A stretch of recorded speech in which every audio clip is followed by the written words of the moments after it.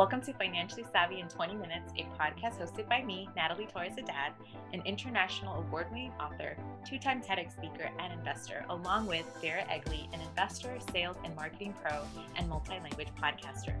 We will share the tips and tricks from interviews with self-made entrepreneurs, leaders, and those who have attained financial freedom while learning financial literacy in multiple languages. Hello, everyone, and thank you for listening to another episode of Financially Savvy in 20 Minutes. I am Vera, and Natalie is not with us today because she is at a book fair. As you don't know, she's written several books, so that is what she is doing today, and it's a children's book fair, so that's even more excited. We love working with kids and getting them really, knowledgeable on financial literacy from the get-go. But we have a very, very special guest today. Her name is Ellie Kay. I'll let her introduce herself in her own words, but we're very excited to have you here, Ellie. So tell us a little bit about yourself, and then we'll just jump right into it. Okay, thank you so much, Vera, and thank you for having me today. I am an author and a speaker. That's how I kind of started out my career. I've written 15 books, sold 1 million copies, with much surprise to myself that many sold. And then I've also spoken over a couple of thousand times as well as media. And along the way, one of the things that I did was called spokesperson work. And that was the precursor to brand ambassador work or influencer work. And I found that it was really lucrative. It could put all 7 of my kids through college debt free.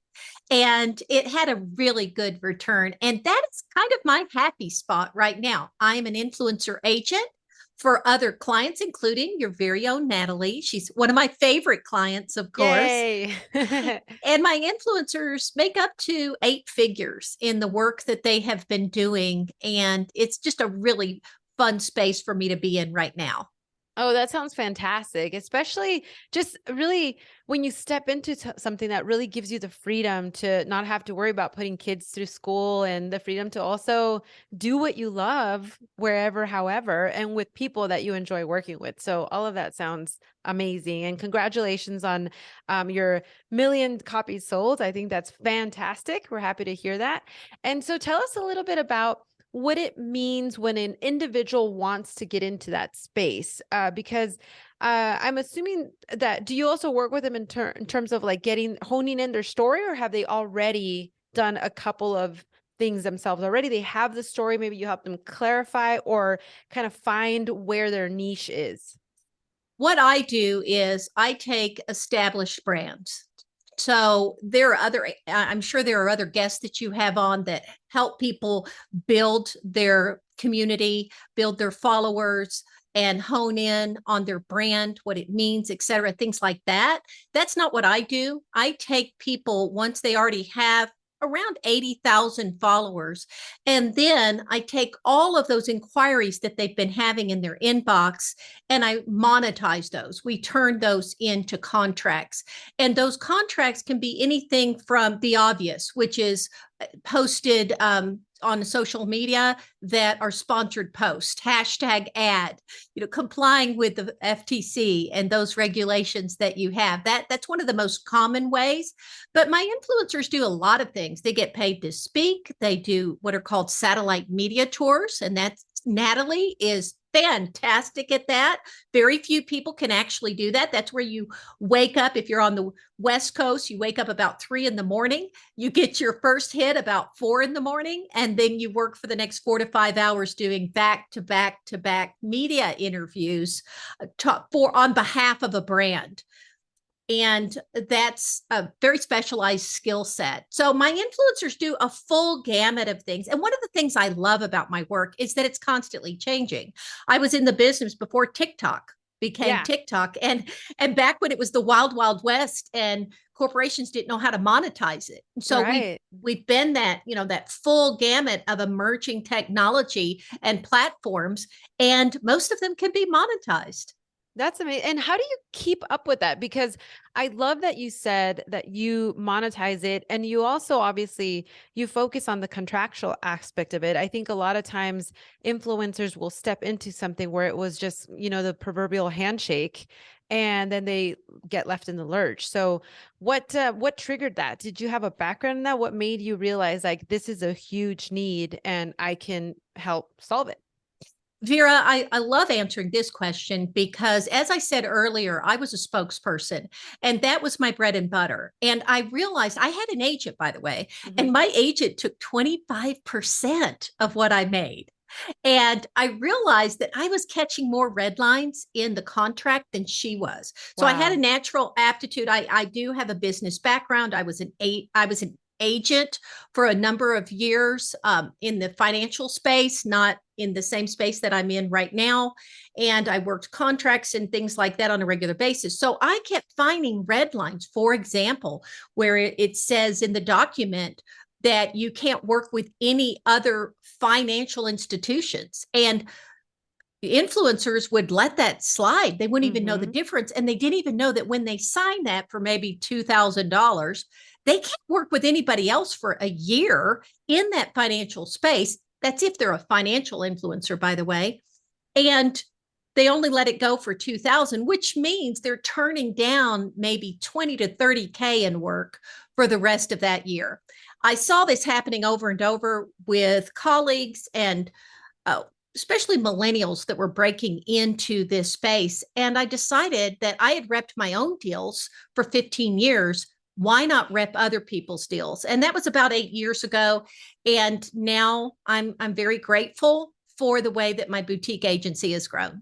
Yeah. And I can just imagine that it was also somewhat shocking to some of these influencers to understand how much money was being left on the table. And yes. yeah, you get so excited, I think, when everything's being offered to you and you have all these gigs. But at the end of the day, you have to remember that you have to get legal about it. You have to have representation. You have to have somebody in your corner where you won't catch everything. And it's not your job to catch it. It's your job, Ellie, your job to catch Right. everything, not theirs. Exactly. Exactly. Yeah. And the talent, the brand ambassador, the speaker, the influencer, whatever aspect of the work that they're doing, their job is to give that speech, to develop that content, to do what nobody else can do but them. Whereas I will be the one in the background. Now it's kind of funny. I have a major influencer who has made 30 million in the last 10 years. She even says that herself. But I was with her before she made a dime in this space. Wow. So I worked her very first contract and I'm working her contracts right now. And it's not Natalie. I'm not going to tell because I'm not disclosing what she makes, but she calls me a butterfly with a razor blade. So that's what I do. I can do the happy, let's get to know you, kind of get to know these people that I'm negotiating with. But then if during the contract, they come to my client and say, hey, come on and just do this additional reel. If you just, and will you go ahead and post it over to Facebook? And I come in and I say, no, the contract's for Instagram. If you want it to go to Facebook, that's an additional $3,000, but we're happy to invoice you for that and modify the contract. We can do that. And there's the razor blade, right? According to them. Exactly. Exactly. And, my goal for my influencers is the same goal that I have for myself. And that is, I want to work half as much for twice as much. Yeah, because your value is there. Exactly. And for me, it's taken 2 decades to kind of build this background to be able to do what I'm doing. And that's my goal for my influencers, because they may be turning down smaller deals, but they're holding out for what they're worth. They're holding out for their true value. And that is where the main money is made, when they're realizing that, and it's hard for them. It's hard for them to, like, they've been working and they're turning down a $2,000 and $3,000 deal, but there's a 20K deal around the corner that is waiting for them, which is, 10 2K deals. And so they're going to be working half as much. And that's my goal. And that brings me to the question of self-worth, self-understanding of what your true value is. Is it just, do you notice when they start getting nervous about turning those deals down that are like 2,000-3,000, is it just a scarcity mindset thing that they're facing, or they've just been so used to that, or maybe they're afraid of making that big money? Right. There's a variety of things. And that's, and in that regard, to a certain extent, I'm a little bit like a therapist with my clients. And there are times to do something pro bono, perhaps. There are times to take less, maybe even half of what your normal rates are. But those are going to be few and far between instead of the norm. for clients as they're seeing what they're worth. Let me give you a really good example. When it comes to negotiation, I was recently in Israel and we went to Bethlehem, and they have all these nativity sets. Mm-hmm. And there's all these different ones, from machine made nativity sets to machine made with a little bit of handcrafted work in there, to the pure artisan work where every single figure in that nativity is crafted by an artisan. And it takes dozens of hours for them to make this. We were negotiating for that. And we got to the very end of the negotiation, and I looked at them and I said, look, this is the price that I can live with, because I'm going to put that in my entryway. I'm going to have it up year round. And I don't want to walk by that every time I walk by it and think I paid $1,000 too much for it. I can't live with that. And what do they say on the other side of the table when it comes to that kind of negotiation? Oh yeah, you can live with it. What they usually say is, well, what can you live with? What price can you live with? And then we name our price. But that's kind of what we're talking about. If you do a gig, let's say you have a speaking gig and you do it, and I'm just throwing out numbers here, but okay, I'm thinking of a real client of mine who charges $10K per speaking gig, like an hour keynote. And if she let that go for $3K, then every time she thinks of that event, she is likely to think, man, I discounted that thing 70%. I bet you I left money on the table. Right. And I don't want them to have those kind of regrets. So it's not all about the money. It's also about holding out to what you're worth. And sometimes it takes a partner, like an agent, maybe a mastermind group. They will help you stand by what you're worth. Right. Even if it's not in this space of influencer work, maybe you have a job and you want to raise those kinds of things. Right. But it is a really good idea to have some kind of partner, whether it's a mentor, an agent, or a mastermind group that can help you decide what your worth really is based on your experience, not what you want it to be. Right. But what it really is. I mean, you can speak forth things. I mean, I speak forth numbers like I was going to sell 1 million books, and then eventually it came about. But, first I had to sell the first one. Sure. And yeah. And you had to work awfully hard. So that was 15 years of selling books and 2,800 media interviews to help promote these books. So it was a lot of work to get there, but, we spoke it into existence and it came to be. Oh, I think those examples and what you just ended with is so fantastic, because I noticed that a lot of people have a lot of questions around it, and they also, our self-worth is so tied into it. And when you do accept a deal, to have, I think anybody's lucky to have you in their corner, because you can say like, hey, let's not walk away feeling bad about this. You don't want to leave negative energy one way or another. So that's fantastic. And speaking of satellite satellite spokesperson performances, how has that do you see more of that happening? How has that shifted since pandemic? We have to bring that up because I know the speaking industry shifted tremendously during that time. So what have you experienced? What have you seen? And does that also impact the asking rate? It can, yes. And so one of the things that we saw is that people that gave keynotes or workshops or satellite media tours, which is what I described earlier, where you're doing maybe 25 interviews in one morning. People who are used to doing that in person, like in a studio or in front of a live audience, they had to pivot. And what became really popular during the pandemic were VMTs. So those are video media tours. And those are where they were done over Zoom. They were done over different kinds of platforms, where Good Morning America would send the talent a media kit, which had the microphones and the kinds of things they really need to have the quality that they wanted. And then they would go on GMA during the pandemic with that kind of an option.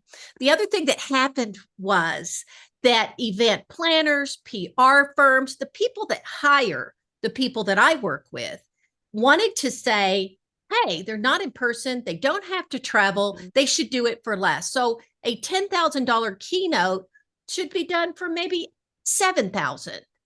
And would push back and I wouldn't allow that actually, because I would say, look, she charges $10,000 plus travel days, and it's $2,000 per travel day. And it's going to take 2 days to get out there to do your event and then to come back. So you're already saving $4,000 by doing it with a VMT. And so we're going to do it that way. And they would. So 9 times out of 10, they would actually pay that rate and not do a discounted rate. Oh, but see what you just did there is you stood up for your person in a way that also made complete financial sense. You spoke the numbers, you're still getting the value, and you're actually saving money. So yeah, and it's a win-win because I want the people that I work with, the corporations, the PR firms that hire my talent, I want them to feel good about it. I don't want them to be the ones that walk by that nativity set and say, I paid $1,000 too much for that talent, right. you know? And so we want it to be a very good relationship both ways, because then they'll come back and they'll ask us for more. Mm-hmm. Oh, I mean, all the information that you've shared here, I hope it helps those that are established and are looking for representation or have, been thinking of doing things themselves. I hope that they reach out to somebody like you or anybody within your space that can truly help them. If somebody wanted to get a hold of you, where can they reach you? They can go to Ellie at elliekay.com. That's ELLIE at ELLIEKAY.com. And we actually have a new client application that they can fill out. But the most important thing about that application is, even if they don't fill it out, they could go and click through to a talking paper that tells you everything you need to know about being an influencer and how the process works. Not how to build your numbers or those kinds of things, but what's this process look like? What does the PR firm do?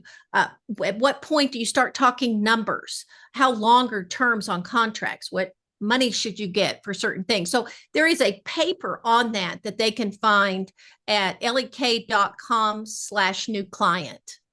We'll make sure to put that information in the show notes for those of you listening, so that if you are maybe just starting out, you can already understand the process.